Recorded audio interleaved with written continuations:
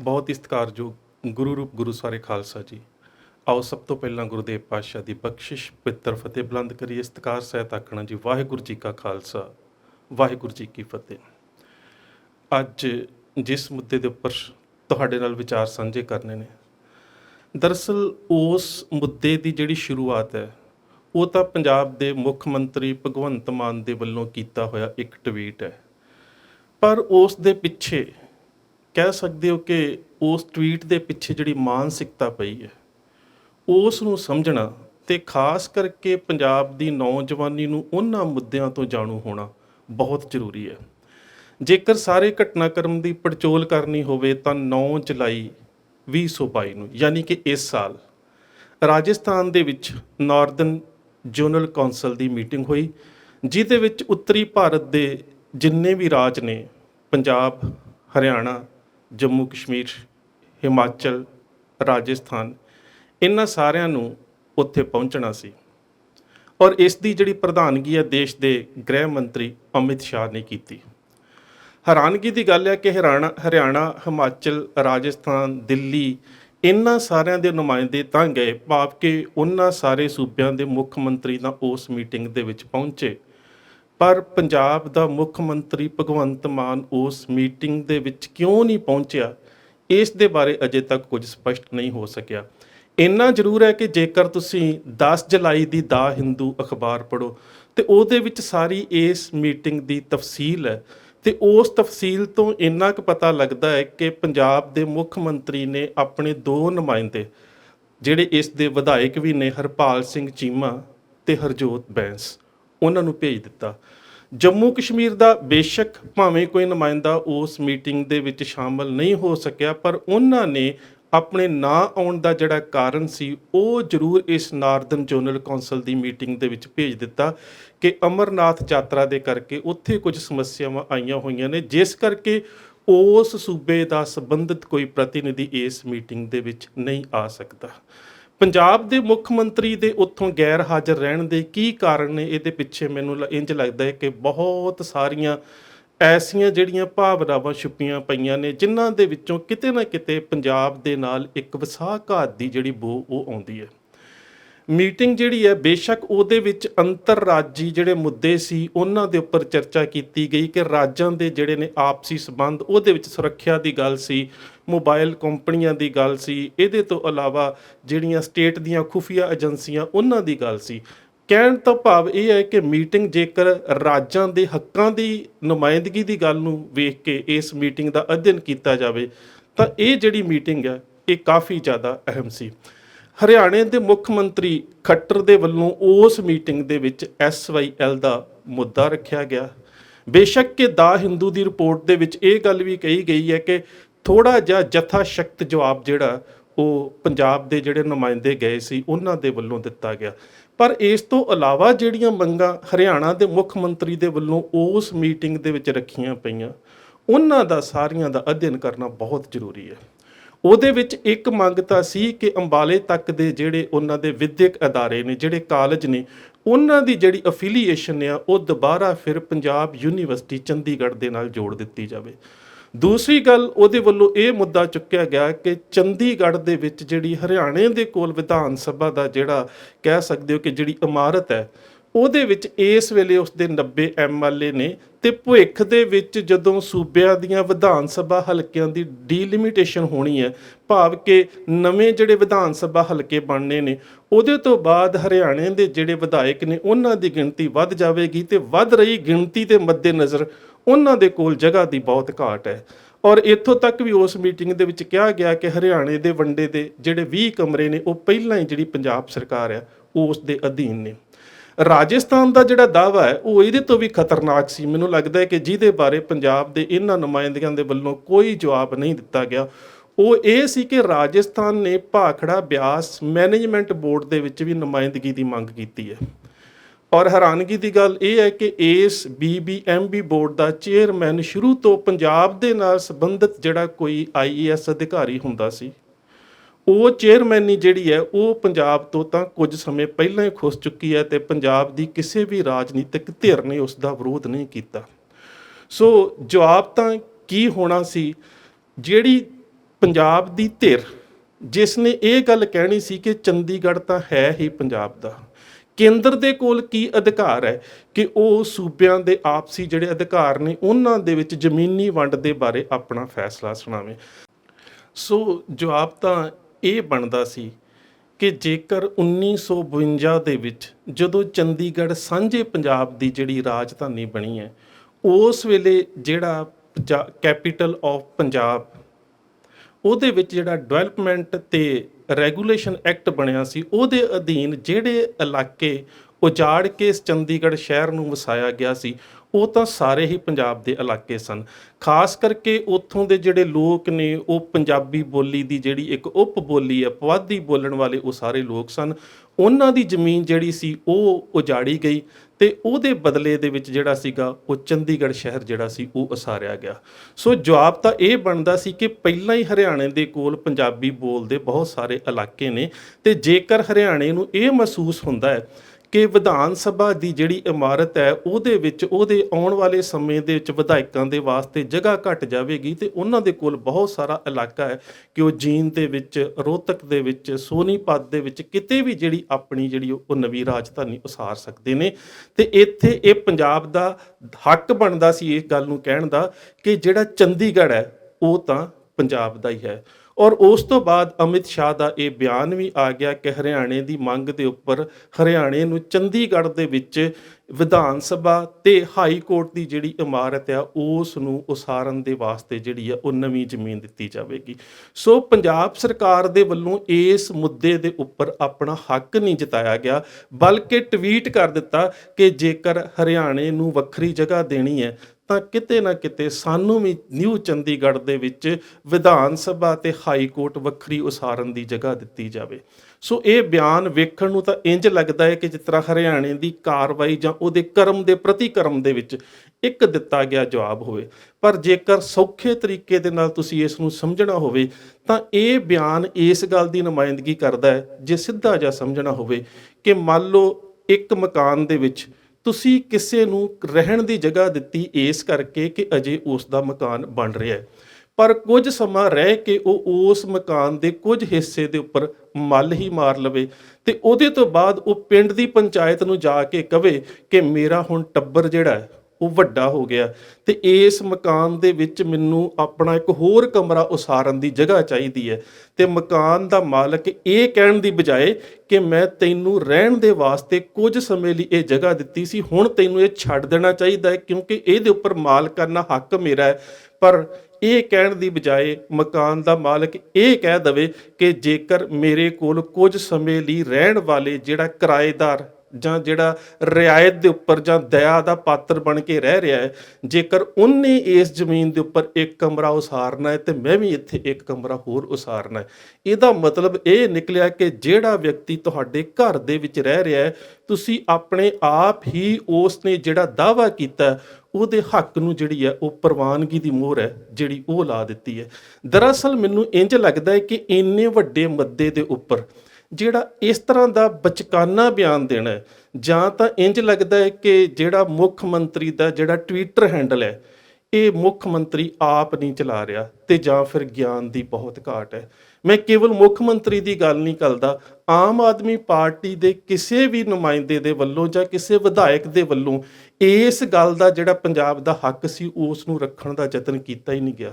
ਕਿਉਂਕਿ ਜਦੋਂ ਤੁਸੀਂ ਪੰਜਾਬ ਦੇ ਪੱਖ ਦਾ ਅਧਿਐਨ ਕਰਦੇ ਹੋ, ਉਹ ਚਾਹੇ 1966 ਤੋਂ ਬਾਅਦ ਦੀ ਘਟਨਾਕ੍ਰਮ ਨੂੰ ਵੇਖ ਲਓ ਤੇ ਜਾਂ ਫਿਰ 1947 ਦੇ ਬਾਅਦ ਦੇ ਘਟਨਾਕ੍ਰਮ ਨੂੰ ਵੇਖ ਲਓ, ਤੁਹਾਨੂੰ ਉਹਨਾਂ ਤੱਥਾਂ ਦਾ ਗਿਆਨ ਹੋਣਾ ਬਹੁਤ ਜ਼ਰੂਰੀ ਹੈ। ਕਿਉਂਕਿ ਜਦੋਂ ਅਸੀਂ ਨੇਸ਼ਨ ਸਟੇਟ ਦੀ ਗੱਲ ਕਰਦੇ ਹਾਂ ਤੇ ਕੌਮੀਅਤ ਆਧਾਰ ਰਾਜ ਸੱਤਾ ਦਾ ਜਿਹੜਾ ਵਿਰਾਟ ਰੂਪ ਹੈ ਉਹਨੂੰ ਸਮਝਣ ਦੇ ਵਾਸਤੇ ਤੁਹਾਨੂੰ ਬਹੁਤ ਜ਼ਰੂਰੀ ਹੈ ਕਿ ਪੰਜਾਬ ਦੇ ਪਿਛਲੇ ਸਮਿਆਂ ਦੇ ਵਿੱਚ ਵਾਪਰੇ ਜਿਹੜੇ ਵਰਤਾਰੇ ਨੇ ਉਹਨਾਂ ਦਾ ਗਿਆਨ ਜ਼ਰੂਰ ਹੋਵੇ। ਜੇਕਰ 1947 ਦੀ ਅਸੀਂ ਗੱਲ ਕਰਦੇ ਹਾਂ ਤੇ ਕੁਝ ਸਰੋਤਾਂ ਦੇ ਵਿੱਚ ਇਹ ਗੱਲ ਸਾਹਮਣੇ ਆਉਂਦੀ ਹੈ ਕਿ ਜਿਸ ਵੇਲੇ ਵੰਡ ਹੋਈ ਪੰਜਾਬ ਦੀ, ਇਸ ਨੂੰ ਭਾਰਤ ਦੀ ਵੰਡ ਤਾਂ ਕਿਹਾ ਹੀ ਨਹੀਂ ਜਾ ਸਕਦਾ ਕਿਉਂਕਿ ਜਾਂ ਤਾਂ ਬੰਗਾਲ ਦੀ ਥੋੜੀ ਬਹੁਤੀ ਵੰਡ ਹੋਈ ਹੈ, ਤੇ ਇਸ ਵੰਡ ਦਾ ਸਭ ਤੋਂ ਵੱਧ ਜਿਹੜਾ ਸੰਤਾਪ ਹੈ ਉਹ ਪੰਜਾਬ ਨੂੰ ਭੁਗਤਣਾ ਪਿਆ। ਹੁਣ ਜੇਕਰ ਉਸ ਵੰਡ ਦੇ ਜਿਹੜੇ ਦਸਤਾਵੇਜ਼ ਨੇ, ਜੇਕਰ ਉਹਨਾਂ ਦੀ ਗੱਲ ਕਰੀਏ ਤਾਂ ਉਹਨਾਂ ਤੋਂ ਸਿੱਧ ਹੁੰਦਾ ਹੈ ਕਿ ਲਾਹੌਰ ਜਿਹੜਾ ਹੈ ਇਹ ਪੰਜਾਬ ਨੂੰ ਦਿੱਤਾ ਜਾ ਰਿਹਾ ਸੀ, ਪਰ ਨਹਿਰੂ ਨੇ ਲਾਰਡ ਮਾਊਂਟਬੈਟਨ ਦੀ ਘਰ ਦੀ ਲੇਡੀ ਮਾਊਂਟਬੈਟਨ ਦੇ ਨਾਲ ਕਿਸੇ ਤਰ੍ਹਾਂ ਦੇ ਨਾਲ ਬਹੁਤ ਗੱਲਾਂ ਮੀਡੀਆ ਦੇ ਵਿੱਚ ਬਹੁਤ ਸਾਰੀਆਂ ਆਈਆਂ, ਪਰ ਖੈਰ ਅਸੀਂ ਇੱਕ ਸੱਭਿਅਕ ਸ਼ਬਦਾਵਲੀ ਦੇ ਵਿੱਚ ਗੱਲ ਕਰੀਏ ਕਿ ਉਸ ਨੇ ਮਾਊਂਟਬੈਟਨ ਦੀ ਪਤਨੀ ਦੇ ਰਾਹੀਂ ਉਸ ਨੂੰ ਮਨਾ ਲਿਆ ਕਿ ਲਾਹੌਰ ਜਿਹੜਾ ਹੈ ਉਹ ਪੰਜਾਬ ਦੇ ਸਰਹੱਦੀ ਸੂਬੇ ਨੂੰ ਨਾ ਦਿੱਤਾ ਜਾਵੇ ਤੇ ਉਹਦੇ ਬਦਲੇ ਦੇ ਵਿੱਚ ਚੰਡੀਗੜ੍ਹ ਜਿਹੜਾ ਉਸ ਦੀ ਉਸਾਰੀ ਕਰਵਾਈ ਜਾਵੇ ਜਾਂ ਇੱਕ ਨਵੇਂ ਸ਼ਹਿਰ ਦੀ ਉਸਾਰੀ ਕਰਵਾਈ ਜਾਵੇ। ਉਹਦੇ ਤੋਂ ਭਾਵ ਤਾਂ ਇਹ ਸਿੱਧ ਹੁੰਦਾ ਹੈ ਕਿ ਜਿਹੜਾ ਜਵਾਹਰ ਲਾਲ ਨਹਿਰੂ ਆ ਉਹ ਇਹ ਕਦੀ ਵੀ ਨਹੀਂ ਸੀ ਚਾਹੁੰਦਾ ਕਿ ਇਸ ਪੰਜਾਬ ਦੇ ਸਰਹੱਦੀ ਇਲਾਕੇ ਦੇ ਵਿੱਚ ਵਸਦੇ ਸਿੱਖ ਜਦੋਂ ਲਾਹੌਰ ਨੂੰ ਆਪਣੇ ਮਾਣੇ ਹੋਏ ਸਟੇਟਹੁੱਡ ਦੀ ਰਾਜਧਾਨੀ ਦੇ ਰੂਪ ਦੇ ਵਿੱਚ ਵੇਖਣਗੇ ਤਾਂ ਉਹਨਾਂ ਦੇ ਅੰਦਰ ਜਿਹੜੀ ਹੈ ਉਹ ਰਾਜ ਜਾਂ ਕਬਜ਼ੇ ਦੀ ਜਿਹੜੀ ਪ੍ਰਵਿਰਤੀ ਹੈ ਉਹ ਪੈਦਾ ਹੋਵੇਗੀ। ਸੋ 1954 ਦੇ ਵਿੱਚ ਜਦੋਂ ਨਹਿਰੂ ਦੀ ਤੇ ਮਾਸਟਰ ਤਾਰਾ ਸਿੰਘ ਦੀ ਮੁਲਾਕਾਤ ਹੁੰਦੀ ਹੈ ਤੇ ਮਾਸਟਰ ਤਾਰਾ ਸਿੰਘ ਨਹਿਰੂ ਨੂੰ ਕਹਿੰਦਾ ਹੈ ਕਿ ਤੁਸੀਂ ਤੇ ਕਾਂਗਰਸ ਦੀ ਜਿਹੜੀ ਸੈਂਟਰਲ ਕਮੇਟੀ ਹੈ ਇਹਨਾਂ ਨੇ ਬਕਾਇਦਾ ਤੌਰ ਦੇ ਉੱਪਰ ਅਖਬਾਰੀ ਬਿਆਨ ਦਿੱਤੇ ਸੀਗੇ ਕਿ 1947 ਤੋਂ ਬਾਅਦ ਸਿੱਖਾਂ ਦੀਆਂ ਜਿਹੜੀਆਂ ਕੁਰਬਾਨੀਆਂ ਨੇ ਉਹਨਾਂ ਦਾ ਆਧਾਰ ਬਣਾ ਕੇ ਹਿੰਦੁਸਤਾਨ ਦੇ ਵਿੱਚ ਇੱਕ ਐਸਾ ਖਿੱਤਾ ਸਿੱਖਾਂ ਨੂੰ ਜ਼ਰੂਰ ਦਿੱਤਾ ਜਾਵੇਗਾ ਜਿੱਥੇ ਇਹ ਆਪਣੀ ਆਜ਼ਾਦੀ ਦਾ ਨਿੱਘ ਮਾਣ ਸਕਣ। ਪਰ ਜਦੋਂ ਇਹ ਗੱਲ ਮਾਸਟਰ ਤਾਰਾ ਸਿੰਘ ਨੇ ਜਵਾਹਰ ਲਾਲ ਨਹਿਰੂ ਨੂੰ ਯਾਦ ਕਰਾਈ ਤਾਂ ਨਹਿਰੂ ਨੇ ਸਪਸ਼ਟ ਸ਼ਬਦਾਂ 'ਚ ਕਹਿ ਦਿੱਤਾ ਕਿ ਮਾਸਟਰ ਜੀ ਤੁਹਾਨੂੰ ਹੁਣ ਇਹ ਗੱਲਾਂ ਨਹੀਂ ਛੇੜਨੀਆਂ ਚਾਹੀਦੀਆਂ, ਉਹ ਸਮਾਂ ਲੰਘ ਚੁੱਕਾ ਹੈ। ਅਖਬਾਰਾਂ ਦੇ ਵਿੱਚ ਇਹਦੀ ਬੜੀ ਸੋਹਣੀ ਟਿੱਪਣੀ ਆਈ ਸੀ ਕਿ ਉਸ ਨੇ ਕਿਹਾ ਉਹ ਜ਼ਮਾਨੇ ਔਰ ਥੇ ਜੇ ਜ਼ਮਾਨੇ ਔਰ ਹੈ। ਹੁਣ ਇਹ ਉਹ ਸਮਾਂ ਹੈ 1954 ਦੇ ਵਿੱਚ ਜਦੋਂ ਜਿਹੜੇ ਬਾਕੀ ਸੂਬੇ ਭਾਸ਼ਾ ਦੇ ਆਧਾਰ ਉੱਪਰ ਬਣ ਰਹੇ ਨੇ ਉਹਨਾਂ ਨੂੰ ਬਕਾਇਦਾ ਰਾਜਧਾਨੀਆਂ ਦਿੱਤੀਆਂ ਜਾਂਦੀਆਂ ਨੇ ਤੇ ਫਿਰ 1955 ਤੋਂ ਲੈ ਕੇ 1966 ਤੱਕ ਤਕਰੀਬਨ 11 ਸਾਲ ਦਾ ਸਮਾਂ ਜਦੋਂ ਪੰਜਾਬ ਦੇ ਲੋਕਾਂ ਨੂੰ ਪੰਜਾਬੀ ਸੂਬਾ ਲੈਣ ਦੇ ਵਾਸਤੇ ਜਿਹੜਾ ਉਹ ਸੰਘਰਸ਼ ਕਰਨਾ ਪੈਂਦਾ ਹੈ। ਇਹ ਵੀ ਇਸ ਦੇਸ਼ ਦੇ ਵਿੱਚ ਪਹਿਲਾ ਕਿਸੇ ਸੂਬੇ ਦਾ ਸੰਘਰਸ਼ ਸੀ ਜਦੋਂ ਉਸ ਨੂੰ ਆਪਣੇ ਬੋਲੀ ਆਧਾਰਿਤ ਜਿਹੜੇ ਖਿੱਤੇ ਨੇ ਉਹਨਾਂ ਨੂੰ ਲੈਣ ਦੇ ਵਾਸਤੇ ਵੀ ਸ਼ਹਾਦਤਾਂ ਦੇਣੀਆਂ ਪਈਆਂ, ਜੇਲ੍ਹਾਂ ਦੇ ਵਿੱਚ ਜਾਣਾ ਪਿਆ ਤੇ ਬਹੁਤ ਸਾਰਾ ਜਾਨੀ ਤੇ ਮਾਲੀ ਨੁਕਸਾਨ ਕਰਾਉਣਾ ਪਿਆ।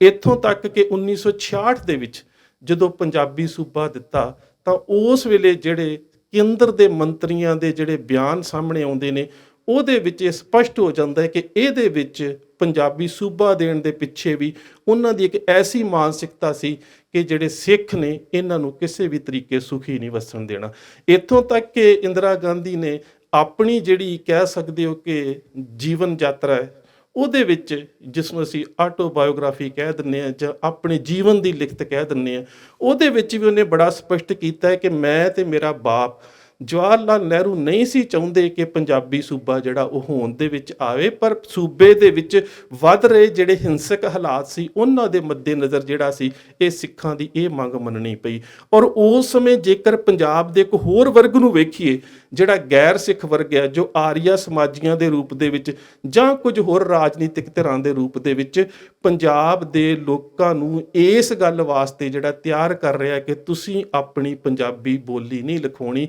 ਤੁਸੀਂ ਆਪਣੀ ਮਾਂ ਬੋਲੀ ਜਿਹੜੀ ਹੈ ਉਹ ਹਿੰਦੀ ਲਿਖਾਉਣੀ ਹੈ। ਔਰ ਗੱਲ ਇੱਥੋਂ ਤੱਕ ਹੀ ਸੀਮਤ ਨਹੀਂ, ਲਾਹੌਰ ਤੋਂ ਬਦਲ ਕੇ ਆਈ ਜਿਹੜੀ ਮਹਾਸ਼ਾ ਪ੍ਰੈਸ ਹੈ ਇਹਦਾ ਜਲੰਧਰ ਦੇ ਵਿੱਚ ਤਾਂ ਪ੍ਰਭਾਵ ਇੰਨਾ ਵੱਧ ਗਿਆ ਸੀ ਕਿ ਮਿਊਨਿਸਪਲ ਕਮੇਟੀ ਨੇ 80 ਨੰਬਰ ਮਤਾ ਪਾ ਕੇ ਇਹ ਗੱਲ ਕਹਿ ਦਿੱਤੀ ਸੀ ਕਿ ਜਲੰਧਰ ਦੇ ਸ਼ਹਿਰੀ ਦਾਇਰੇ ਦੇ ਵਿੱਚ ਆਉਂਦੇ ਸਕੂਲਾਂ ਦੇ ਵਿੱਚ ਪੰਜਾਬੀ ਨਹੀਂ ਪੜ੍ਹਾਈ ਜਾਵੇਗੀ, 1 ਨੰਬਰ ਦੇ ਉੱਪਰ ਹਿੰਦੀ ਪੜ੍ਹਾਈ ਜਾਵੇਗੀ।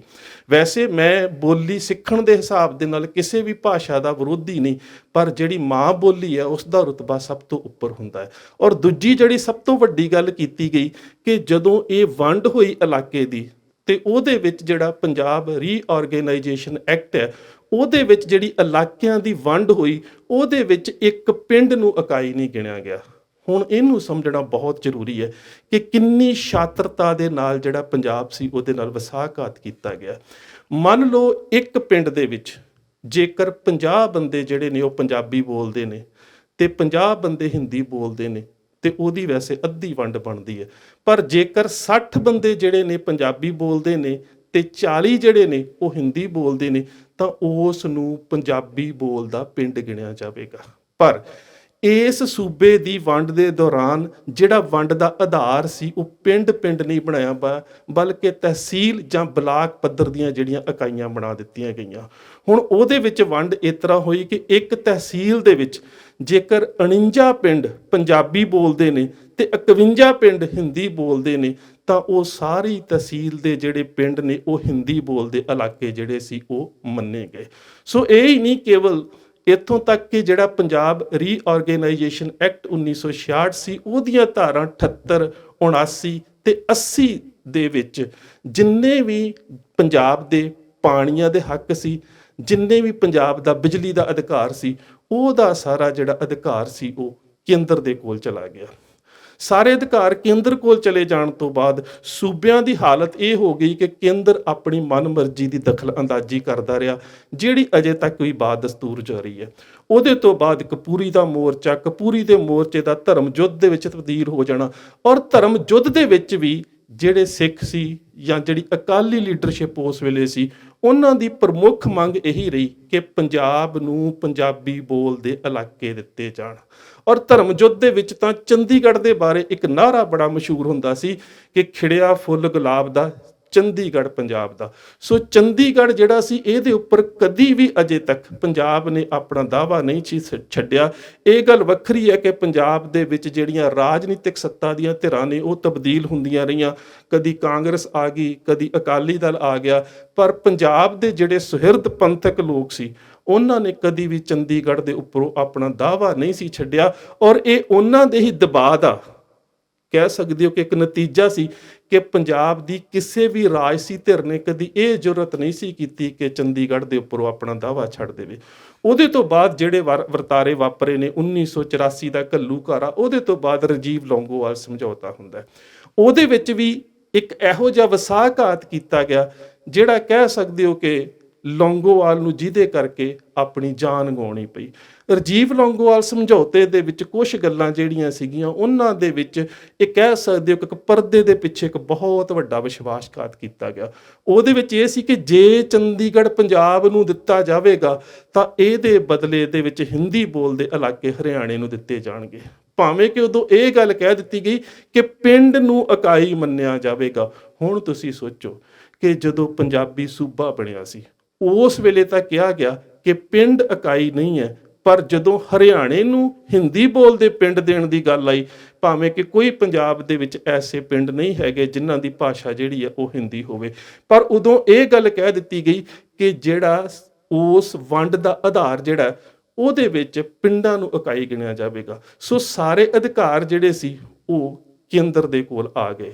ਤੇ ਹੁਣ ਵੀ ਜਿਹੜੀ ਗੱਲ ਹੈ ਉਹਦੇ ਤੋਂ ਤੁਹਾਨੂੰ ਬੜਾ ਸਪਸ਼ਟ ਹੋ ਜਾਵੇਗਾ ਕਿ ਫਰਜ਼ ਤਾਂ ਇਹ ਬਣਦਾ ਸੀ, ਪਹਿਲੀ ਗੱਲ ਤਾਂ ਇਹ ਸੀ ਕਿ ਇਸ ਉੱਤਰੀ ਭਾਰਤ ਦੇ ਇਲਾਕੇ ਦੇ ਸੂਬਿਆਂ ਦੀ ਮੁੱਖ ਮੰਤਰੀਆਂ ਦੀ ਜਦੋਂ ਮੀਟਿੰਗ ਹੁੰਦੀ ਹੈ ਤੇ ਜਿਹਦੇ ਵਿੱਚ ਸੂਬਿਆਂ ਦੇ ਹੱਕਾਂ ਨਾਲ ਸੰਬੰਧਿਤ ਇੰਨੇ ਜ਼ਿਆਦਾ ਮੁੱਦੇ ਵਿਚਾਰੇ ਜਾਣੇ ਨੇ, ਉਹਦੇ ਵਿੱਚ ਪੰਜਾਬ ਦੇ ਮੁੱਖ ਮੰਤਰੀ ਨੂੰ ਜਾਣਾ ਜ਼ਰੂਰ ਚਾਹੀਦਾ ਸੀ। ਦੂਸਰੀ ਗੱਲ, ਜੇਕਰ ਮੁੱਖ ਮੰਤਰੀ ਨੇ ਆਪਣੇ ਨੁਮਾਇੰਦੇ ਭੇਜੇ ਤੇ ਉਹਨਾਂ ਨੂੰ 1947 ਤੋਂ ਲੈ ਕੇ ਜਿਹੜੇ ਵਰਤਾਰੇ ਪੰਜਾਬ 'ਚ ਵਾਪਰੇ ਨੇ, ਇਸ ਸਾਰੀ ਤਵਾਰੀਖ ਦਾ ਗਿਆਨ ਹੋਣਾ ਬਹੁਤ ਜ਼ਰੂਰੀ ਸੀ। ਤੀਸਰੀ ਗੱਲ ਕਿ ਜੇਕਰ ਖੱਟਰ ਨੇ ਇਹ ਗੱਲ ਕਹਿ ਵੀ ਦਿੱਤੀ ਕਿ ਚੰਡੀਗੜ੍ਹ ਦੇ ਵਿੱਚ ਉਹਨਾਂ ਨੂੰ ਵਿਧਾਨ ਸਭਾ ਤੇ ਹਾਈ ਕੋਰਟ ਦੇ ਵਾਸਤੇ ਵੱਖਰੀ ਜਗ੍ਹਾ ਦੀ ਲੋੜ ਹੈ, ਤੇ ਉੱਥੇ ਪੰਜਾਬ ਸਰਕਾਰ ਦਾ ਪ੍ਰਤੀਕਰਮ ਹੋਣਾ ਚਾਹੀਦਾ ਸੀ ਕਿ ਤੁਸੀਂ ਆਪਣੇ ਕਿਸੇ ਵੀ ਇਲਾਕੇ ਦੇ ਵਿੱਚ ਜੇਕਰ ਜਗ੍ਹਾ ਦੀ ਘਾਟ ਮਹਿਸੂਸ ਹੁੰਦੀ ਹੈ ਤਾਂ ਤੁਸੀਂ ਉੱਥੇ ਆਪਣੀ ਨਵੀਂ ਰਾਜਧਾਨੀ ਵਸਾ ਸਕਦੇ ਹੋ। ਚੰਡੀਗੜ੍ਹ ਤਾਂ ਬਣਿਆ ਹੀ ਪੰਜਾਬ ਦੇ ਵਾਸਤੇ ਸੀ ਤੇ ਬਣਾਉਣ ਦੇ ਵਾਸਤੇ ਪੰਜਾਬ ਦੇ ਜਿਹੜੇ ਪਿੰਡ ਨੇ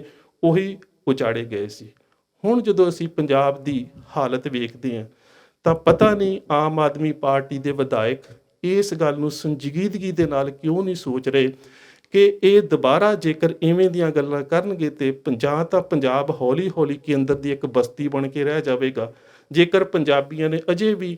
ਇਹਨਾਂ ਮੁੱਦਿਆਂ ਦੇ ਬਾਰੇ ਸੰਜੀਦਗੀ ਦੇ ਨਾਲ ਸੋਚਣਾ ਨਾ ਸ਼ੁਰੂ ਕੀਤਾ